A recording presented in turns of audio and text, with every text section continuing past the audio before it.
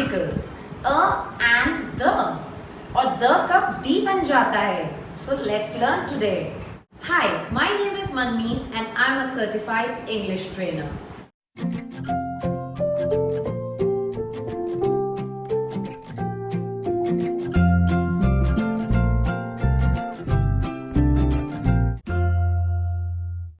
Today we are going to learn about articles.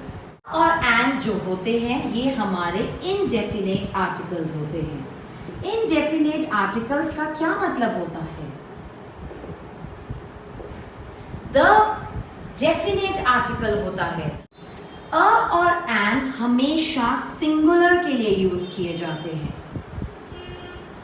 आप a cow बोल सकते हैं, मगर अगर वहां पे cows हो गया more than one, तो there is no confusion. आपको हमेशा the cow ही यूज करना है. याद रखिए, a और and सिर्फ सिंगुलर के लिए यूज किया जाता है, प्लूरल के लिए नहीं. There are three articles in English: a, and, the. Before we learn articles, we must know something. Have you heard about this? Vowels. जैसे आप इंग्लिश में owls बोलते हो, owls, वैसे ही vowels बोल सकते हो इन्हें. मुझे मालूम है कि कुछ लोग इसको vowel भी बोलते हैं, and that's just okay. देखिए, हम इंडियंस हैं, ना हम ब्रिटिशर हैं, ना हम अमेरिकन हैं. So I know pronunciation हम सबके लिए एक प्रॉब्लम है. और बहुत बार हम कंफ्यूज होते हैं कि शेड्यूल है या स्केड्यूल है या स्केड्यूल है. हम नेटिव स्पीकर्स नहीं हैं, सो इट्स ओके अगर आप मिस्टेक्स करते हो. एंड बिलीव मी, मैं भी मिस्टेक्स करती हूँ. To err is human, so don't worry. So vowels: A-E-I-O-U. ज्यादातर बच्चे जैसे ही A-E-I-O-U इन पांचों लेटर्स को देखते हैं, वो सीधा and यूज कर देते हैं. बट एक्चुअली हमें बच्चों को ये समझाने की जरूरत है, इनफैक्ट बड़ों को भी, कि ये वाउल साउंड्स को हमें सुनना है, इन वाउल्स को नहीं. अब हम देखते हैं ये 7 examples. First example is cat. So it's very easy. बचपन से हम सीख रहे हैं. A-E-I-O-U हमने देखा, यहाँ पे फर्स्ट लेटर A-E-I-O-U नहीं है, तो हमें बड़े अच्छे से पता है अ कैट कर देना है, इसको अ बैट कर देना है. ओ हमने देखा, हमने ढूंढा, हाँ इट्स अ वाउल, ठीक है, फिर एंड लगा दो. अभी तक तो सब बढ़िया है. यू देखा हमने अम्ब्रेला में, फाइन, एंड लगा दो. एप्पल में ए, यस वाउल है, एंड लगा दो. आइसक्रीम में भी और एलिफेंट में भी. सिंपल वर्ड्स में तो बहुत आसान है, मगर जब एक्चुअली कुछ वर्ड्स अपना साउंड चेंज करते हैं तब प्रॉब्लम स्टार्ट होती है. फॉर एग्जाम्पल, आपने देखा कि मैंने यहाँ पे लिखा अम्ब्रेला. अम्ब्रेला जो है वो अ साउंड ले रहा है.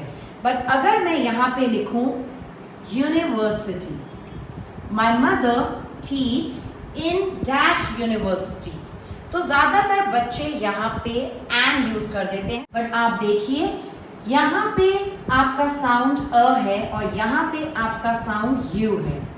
अगर आपका यू लेटर यू साउंड ही दे रहा है तो प्लीज हमेशा याद रखिए, it a university is correct.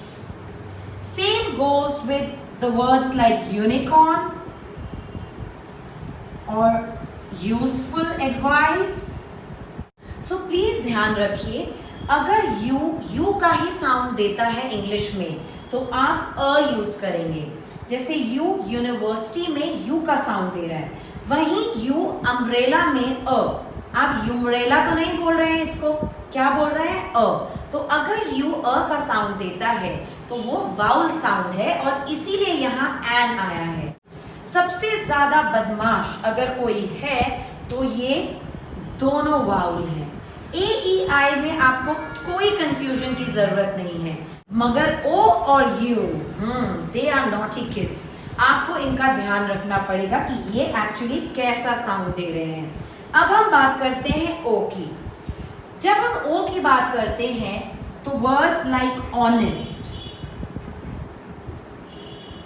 जहां पे एच साइलेंट होता है या फिर R, it took an R, okay. तो जहां पे एच आपका साइलेंट होता है तो प्लीज याद रखिए ऐसे वर्ड्स एंड लेंगे।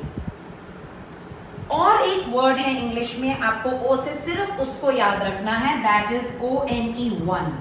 जब भी आप वन वर्ड को ही याद कर लीजिए, आप आंखें बंद करके इसके आगे अ यूज कीजिए। I got a 1 rupee note. I met a one-legged man. I saw a one-eyed beggar. Now we are talking about the.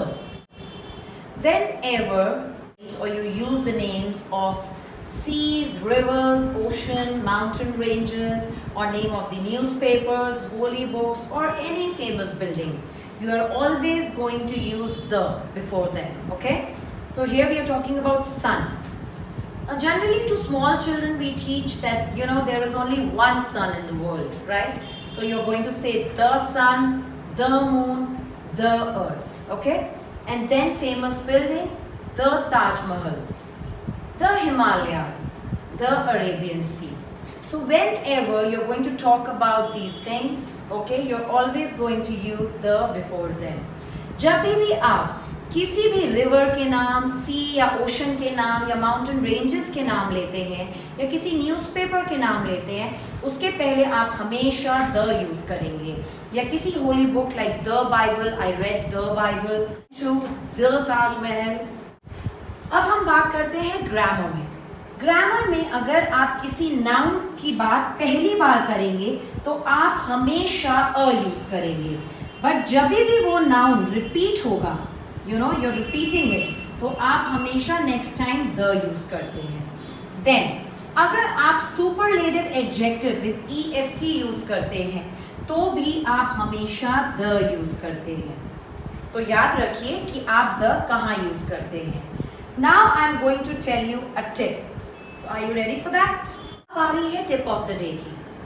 अब मैं आपको कुछ चीजें बताने वाली हूँ जिनका आपको खास ध्यान रखना है द यूज करते वक्त। सो सबसे पहले म्यूजिकल इंस्ट्रूमेंट्स, ये बात आपको ग्रामर बुक्स में नहीं मिलेगी या बहुत ही कम ग्रामर बुक्स में ये बताया जाता है that whenever you're talking about a musical instrument, for example, I play dash guitar, so you are always going to use the. और and जो होते हैं ये हमारे indefinite articles होते हैं। indefinite articles का क्या मतलब होता है? indefinite articles का मतलब है कोई भी। अगर मैं बोल रही हूं कि I want a pen, तो इसका मतलब है मुझे कोई भी एक पेन चाहिए। indefinite, कोई भी दे दीजिए। मगर अगर मैंने बोला I want the pen, तो शायद उस बच्चे को या उस इंसान को पता है कि मुझे सिर्फ मेरा वही पेन पर्टिकुलर चाहिए।